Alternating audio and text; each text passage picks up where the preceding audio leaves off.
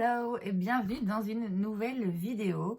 Aujourd'hui, je voudrais vous parler d'une palette en particulier de laquelle je suis tombée follement amoureuse. Sans surprise, si vous avez vu la miniature, il s'agit de la palette d'Anastasia Beverly Hills en collaboration avec Jackie Aina, qui est une youtubeuse américaine. Alors cette palette est sortie il y a un bon moment déjà, elle était en édition limitée. Je pense que vous pouvez toujours la trouver sur Beauty Bay. Moi, c'est là que je l'ai achetée et il y avait des réductions dessus. Voilà à quoi elle ressemble à l'intérieur. C'est vraiment une palette très très spéciale. L'harmonie de couleurs est unique. Franchement, j'ai jamais vu ce genre d'harmonie de couleurs dans une palette. Il y a vraiment des teintes très très très intéressantes, très spéciales. En termes de qualité, on est sur une palette standard de chez Anastasia. Donc les mats sont très pigmentés. Ils sont, je trouve, faciles à travailler. Ils s'estompent bien. C'est vrai qu'ils font quelques chutes. Moi, j'ai fait ce look aujourd'hui avec cette palette et j'ai fait mes yeux avant de faire le reste de mon teint parce que avec les palettes ABH, bon parfois il y a quand même pas mal de chutes, vaut mieux jouer la carte de la sécurité. Pareil pour les teintes métalliques et brillantes, il y en a certaines qui s'émiettent un peu, comme c'est le cas parfois dans les palettes d'Anastasia. Moi ça me dérange pas parce que bah, voilà, je le sais, donc comme j'ai dit, simplement je fais mes yeux avant et je fais gaffe simplement à comment j'utilise les fards. Comme je l'ai déjà mentionné en ce qui concerne les palettes de cette marque, je trouve personnellement que si vous êtes débutant en make-up, c'est peut-être un petit peu plus difficile à aborder, et encore que bon finalement voilà, si vous êtes prévenu des chutes, c'est faisable. Alors il y a 3 raisons pour lesquelles j'ai eu envie de faire cette vidéo en me focalisant uniquement sur cette palette.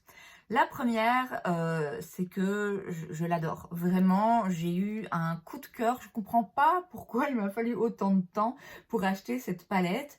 Elle est juste, je la regarde et j'ai 1000 idées qui me viennent en tête. Elle est vraiment très très belle. Je l'ai dit, il y a des teintes ici qui sont tellement spéciales. On apprécie également le packaging, hein, même si c'est pas pour ça qu'on achète une palette. Il faut quand même bien avouer que il y a eu du boulot là qui a été fait. La deuxième raison, c'est parce que cette palette en fait est passée un petit peu inaperçue. En tout cas, à mon avis, elle n'a pas eu assez de hype, elle n'a pas eu assez d'amour et assez de reconnaissance par rapport à sa qualité et par rapport à, encore une fois, cette harmonie de couleurs qui est quand même très très très spéciale. En fait, Anastasia a sorti cette palette et très peu de temps après a sorti la palette avec Carrie Bible, qui est une autre influenceuse américaine. Et après ça, il y a eu les palettes Norvina. Enfin, c'était à une époque où il y a eu vraiment sorti de palette sur palette sur palette de cette marque uniquement.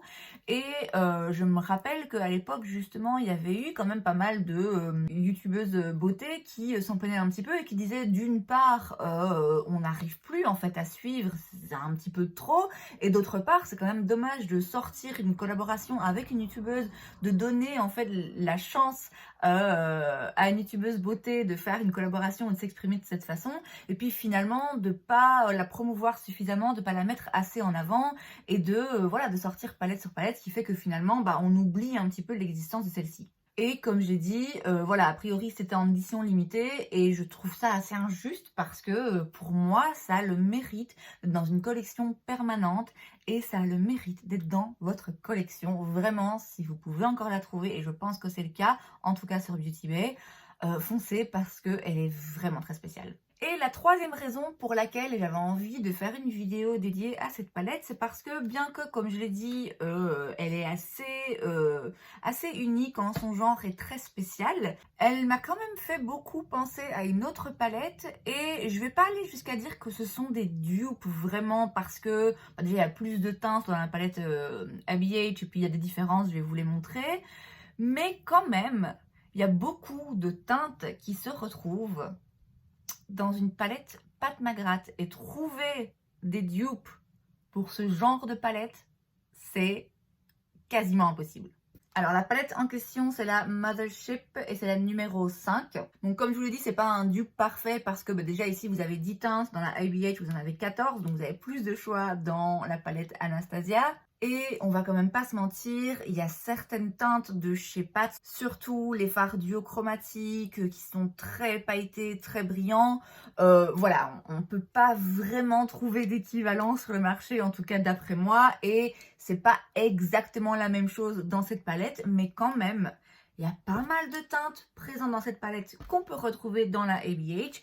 Et il y en a aussi qu'on peut réussir à traficoter pour arriver plus ou moins au même résultat. Alors, on va commencer avec cette teinte ici dans la palette de Pat McGrath. Et dans la palette ABH, c'est la teinte Soleil ici qui s'en rapproche le plus. Et la teinte Soleil, à vrai dire, est même plus métallique et plus, elle réfléchit mieux la lumière que celle de chez Pat. Alors, on a ensuite un mauve très foncé ici chez Pat McGrath. Chez ABH, vous avez un mauve, mais qui tourne quand même un peu plus violet, qui est définitivement plus flash. C'est la teinte Big Wig. Donc bon, on n'est pas hyper proche, mais si vous mélangez un petit peu de la teinte Big Wig avec la Crédit, là, quand même, on a quelque chose d'assez similaire. On avance avec cette teinte-ci. Et celle qui s'en rapproche le plus, c'est la teinte Ginger. Alors, je vous l'accorde, hein, on n'est pas sur une similitude très précise, mais quand même, on s'en rapproche. On passe à cette teinte de chez Pat, qui est franchement pas ma préférée de la palette. Je la trouve un peu ennuyeuse, en fait. Elle n'est pas très brillante, elle n'est pas hyper pigmentée, il se passe pas grand-chose. Bon, alors là, on est quand même loin du même résultat. Dans la palette ABH, c'est la teinte Lituation. Et ouais, on en est loin, mais disons que c'est ce qui va le plus se rapprocher. On passe à cette autre teinte métallique. Et la teinte qui lui ressemble le plus dans la palette ABH, c'est la teinte Zame.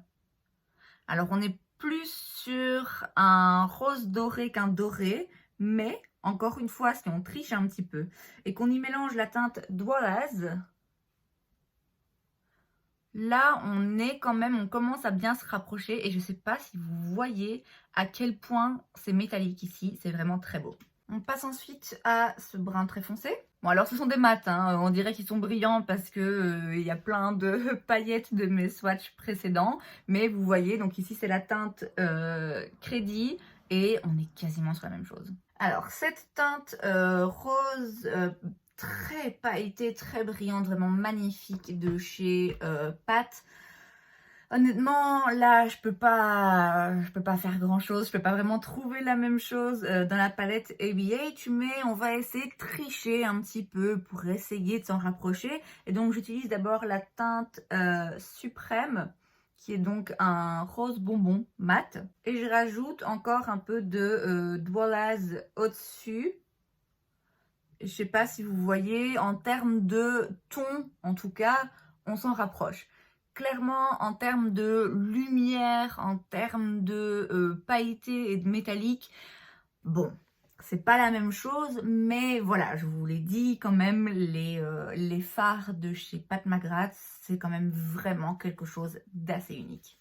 On passe au rouge métallique. Bon, voilà, un rouge métallique, honnêtement, c'est le même. Alors, encore une fois, donc avec cette teinte-ci, là, on arrive dans les duochromes. Ça va être d'autant plus difficile à répliquer parce que ouais, les formulations duochrome de chez Pat McGrath, je sais pas vraiment comment elle fait ce genre de magie, mais bon, vous trouverez pas ça ailleurs.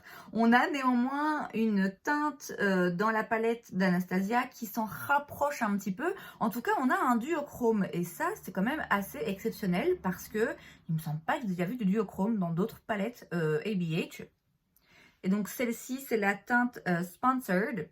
Et donc, vous voyez, c'est plus foncé, ça réfléchit moins à la lumière, c'est moins complètement fou les différents reflets que vous voyez.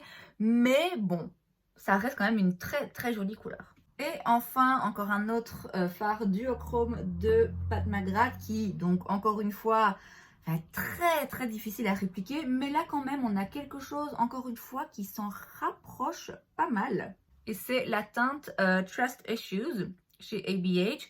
Encore une fois, hein, vous voyez, c'est pas la même luminosité, mais quand même, là, on est très très proche. C'est QFD, voilà. Et c'est donc tout pour cette vidéo, j'espère que vous l'avez appréciée. Si c'est le cas, n'hésitez pas à laisser un like. Vous pouvez aussi vous abonner à ma chaîne, parce que c'est gratuit, donc pourquoi pas. Et moi, je vous vois la prochaine fois. Bye!